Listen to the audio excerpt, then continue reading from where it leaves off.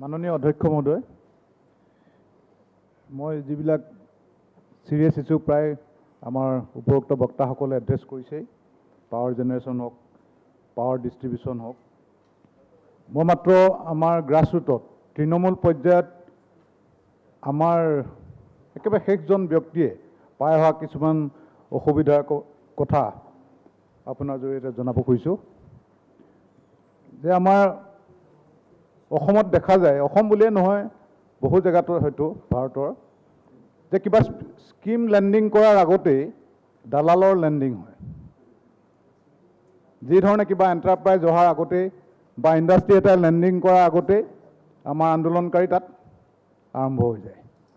এতিয়া আমাৰ বিভিন্ন স্কিমৰ যোগেদি এটা সময় আছিল যে আমাৰ বহু গাঁও শ গাঁও তাত পাৱাৰ কানেকশ্যন নাছিলে, কিন্তু আমাৰ এই দীনদয়াল উপাধ্যায় স্কিম, আমাৰ সৌভাগ্য স্কিম, যিটো প্ৰধানমন্ত্ৰী আমাৰ মাননীয় নৰেন্দ্ৰ মোদীৰ সপোন যে ঘৰে ঘৰে ইলেক্ট্ৰিচিটি, তাৰ পাছত এই গাঁওবিলাকত ইলেক্ট্ৰিচিটি কানেকশ্যন হ'বলৈ ধৰিলে।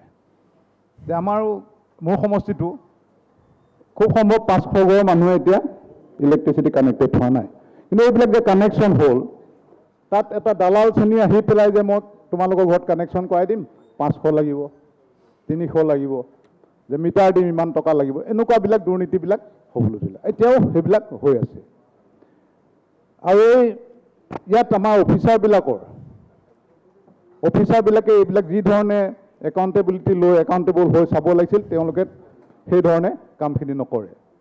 আৰু কণ্ট্ৰেক্টৰ কিছুমান আমাৰ ডাঙৰ কোম্পানীয়ে কণ্ট্ৰেক্ট লয়, কাম লয়, তাৰপিছত কাৰোবাক ছাব কণ্ট্ৰেক্ট দিয়ে, আৰু কাৰোবাক ছাব কণ্ট্ৰেক্ট দিয়ে। সেই কণ্ট্ৰেক্টৰ বাহিনীৰ মানুহেও কিন্তু এইবিলাক কৰি ৰাইজৰ পৰা বহু টকা উঠাই দিলে।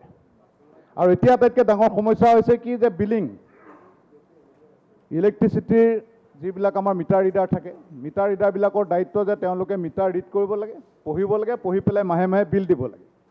তেওঁলোকে সেইটোত হেমাহি কৰি আছিল ইমান দিনে, যে ঘৰৰ ভিতৰত নোসোমাই এটা অনুমানিক বিল এটা দি যায়। এঘৰ মানুহৰ 150 টকা বিল হয়, তেওঁলোকে সদায় 100 টকা মাহ ধৰি কালেকশ্যন কৰি আছে। এতিয়া গভৰ্ণমেণ্টৰ পৰা এটা ষ্ট্ৰিক্ট জাননী গ'ল যে আমাক ৰেভিনিউ লাগে, বিলৰ ধাৰখিনি আমাক মাৰিব লাগে, তেতিয়া মিটাৰটো ৰিডিং কৰি কাৰোবাৰ ঘৰত 10,000, কাৰোবাৰ ঘৰত 20,000, কাৰোবাৰ ঘৰত 1,00,000, 2,00,000 এনেকুৱা ধৰণে বিল একেদিনাই দি দিছে। আজি বিল দিছে, কালিলৈ ডিছকানেক্ট কৰিছে। মাজতে এনেকুৱা ঘটনা মোৰ তাতো হৈছিলে, মই অলপ চিঞৰ বাখৰ কৰিলোঁ। তাৰপিছত এটা চৰকাৰৰ পৰা এটা সিদ্ধান্ত হ'ল যে 10 বাৰ মানে এটা বিল 10টা ইনষ্টলমেণ্টত দিব পাৰিব, আৰু যিখিনি এৰিয়াৰ বিল নিদিলে আচলতে তাৰ যিটো এৰিয়াৰ লাগে বহুত বিল হৈ যায়গৈ। এতিয়া মই এটা উদাহৰণ দিওঁ, এদিন ৰাতিপুৱা 6:30 বাজিছে, মই ৰাতিপুৱা খোজকাঢ়িবলৈ ওলাই গৈছোঁ, এজন বয়সস্থ মানুহ, বুঢ়া মানুহ, ভগা চিগা চাইকেল এখন লৈ মোৰ ওচৰত আহিছে, মোক ৰাস্তাতে পাইছে। মই কি হ'ল দেউতা? কৈছে মোৰ যোৱা মাহত বিল আহিছিল 1,000 টকা, মই 800 টকা দিলোঁগৈ, 200 টকা মই অহা মাহত দিম বুলি ক'লোঁ, তো এই মাহত মোৰ বিল আহিছে 3,000 টকা। তে মই কেনেকৈ দিম? যিজন বৃদ্ধ মানুহে 1,000 টকা একেলগে দিব নোৱাৰে, তো 3,000 টকা কেনেকৈ দিব? আৰু মোৰ বোলে মাইকী মানুহে সদায় কয়, মোৰ বুঢ়ীয়ে সদায় কৈ থাকে যে লাগিলে ভাত এসাঁজেই নাখাওঁ, আমি পোহৰৰ ধাৰটো আমি মাৰি থাকোঁ। মোৰ বুঢ়ীজনীয়ে বোলে ভালকৈ নেদেখে। তাৰমানে মানুহে পইচা দিবলৈ আগ্ৰহ আছে বিলটো, কিন্তু আমাৰ ইলেক্ট্ৰিচিটি ডিপাৰ্টমেণ্টৰ মানুহে বিলটো ৰেগুলাৰলি দিবলৈ মন নাই। কেতিয়া এবছৰৰ পাছত আজি দি দিলেগৈ বিল, কাইলৈ কাটি দিলে। এতিয়া মাজতে এটা মানে আমাৰ চৰকাৰৰ পৰা নিৰ্দেশনা যাব পাৰে যে ইলেক্ট্ৰিচিটি বিল আমাক সমুদায় লাগে, কিন্তু আমাৰ বিষয়া কৰ্মচাৰীবিলাকে সেই চৰকাৰী নিৰ্দেশনাটো পালন কৰিবলৈ যাওঁতে ডকাইতৰ ৰূপ ল'লেতো নহ'ব।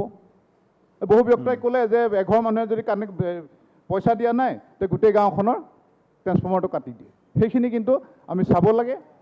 আৰু ওপৰত আৰু এগৰাকী ব্যক্তিয়ে ক'লে যে প্ৰিপেইড বিল হ'ব লাগে, তেতিয়া কোনো এইবিলাক খেলি মেলিত আচলতে পৰিব নোৱাৰে। এতিয়াও বহু মানুহে, গাঁৱৰ মানুহে অসুবিধা পাইছে, ইমান বিল আমি কেনেকৈ কৰি দিম।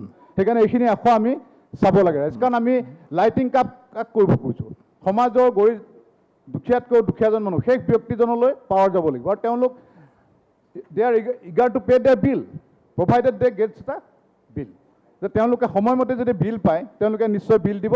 সেইটোত মানুহে কিন্তু আমাৰ ইলেক্ট্ৰিচিটি ডিপাৰ্টমেণ্টে সেইটো চাব লাগে, যাতে সময়ত যাতে সকলোৱে প্ৰত্যেক মাহতে বিল পায়। ধন্যবাদ।